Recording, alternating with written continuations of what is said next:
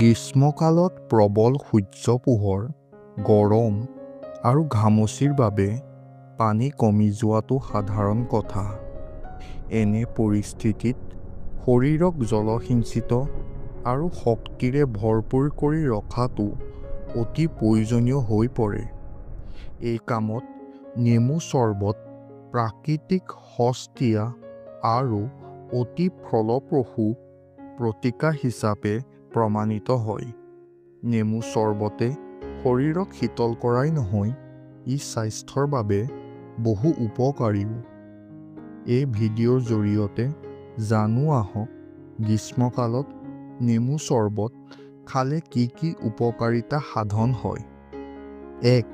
Dehydration প্ৰতিৰোধ।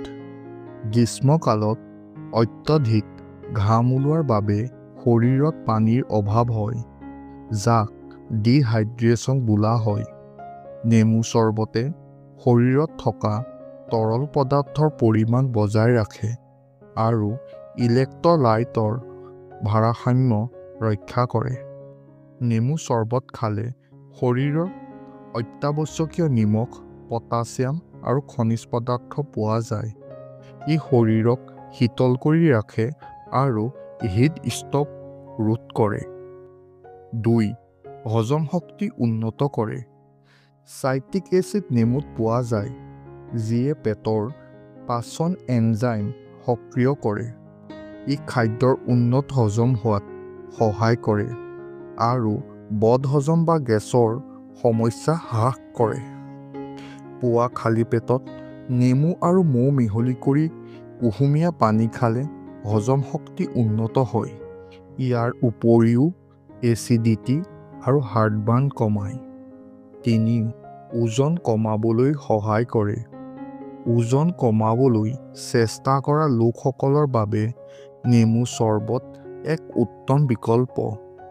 ই কেৱল ভোক নিয়ন্ত্ৰণ কৰাই নহয়, শৰীৰৰ বিপাকীয় ক্ৰিয়াও দ্ৰুত কৰে।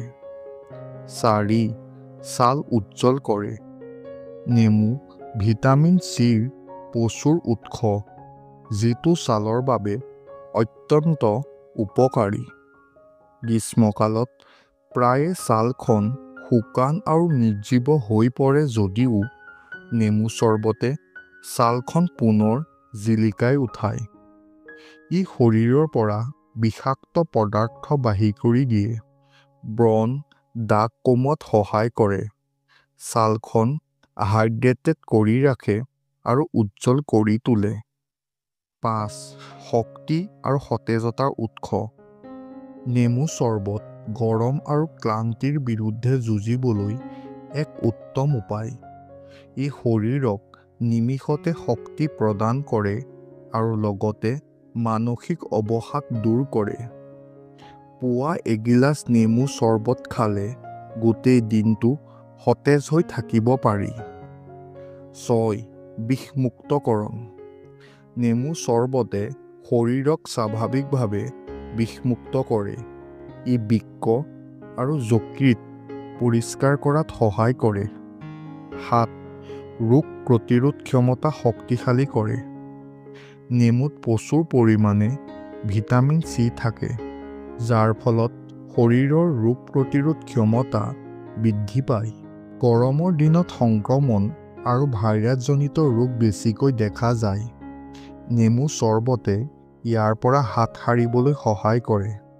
চৰ্দি, কাহ আৰু ডিঙিৰ বিষৰ পৰা উপশম দিয়ে, শৰীৰক ৰোগৰ বিৰুদ্ধে যুঁজিবলৈ সক্ষম কৰে। 8.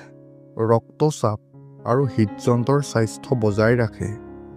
নেমু চৰ্বতত পটাছিয়াম থাকে, যিয়ে উচ্চ ৰক্তচাপ নিয়ন্ত্ৰণত সহায় কৰে আৰু হৃদযন্ত্ৰৰ স্বাস্থ্য উন্নত কৰি ৰাখে। 9. দুৰ্গন্ধৰ পৰা সকাহ। নেমুৰ ৰস মুখৰ দুৰ্গন্ধ দূৰ কৰাত সহায়ক। ই মুখৰ বেক্টেৰিয়া নিধন কৰি সতেজ অনুভৱ প্ৰদান কৰে। ইয়াক গাৰ্গল হিচাপেও ব্যৱহাৰ কৰিব পাৰি। 10. টোপনি ভাল আৰু মানসিক চাপ কমাব। নেমু চৰ্বতে গ্ৰীষ্মকালত অনিয়মিত টোপনি আৰু অস্থিৰতাৰ পৰা সকাহ দিব পাৰে। ইয়াত থকা ভিটামিন আৰু খনিজ পদাৰ্থই মানসিক চাপ কমায়। কিন্তু সাৱধান, অত্যধিক নেমু চৰ্বত সেৱন কৰিলে দাঁতৰ ইনামেলৰ ক্ষতি হ'ব পাৰে।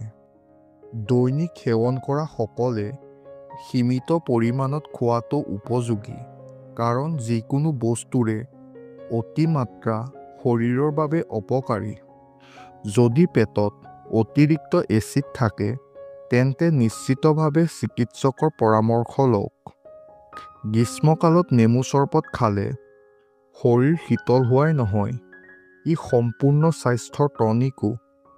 ই শৰীৰক জলসিঞ্চিত কৰি ৰাখে, শক্তি প্ৰদান কৰে আৰু লগতে ৰোগৰ বিৰুদ্ধে যুঁজিবলৈ শক্তি প্ৰদান কৰে। দৈনন্দিন জীৱনত ইয়াক অন্তৰ্ভুক্ত কৰিলে দীৰ্ঘদিনলৈ আপোনাৰ স্বাস্থ্য ভাল অৱস্থাত থাকিব। সতেজ থাকক, সুস্থ থাকক আৰু আপোনাৰ জীৱনৰ অনুভৱ সেয়া যেন সদায় ভাল হয়। চেনেলটো ছাবস্ক্ৰাইব কৰিবলৈ নাপাহৰিব।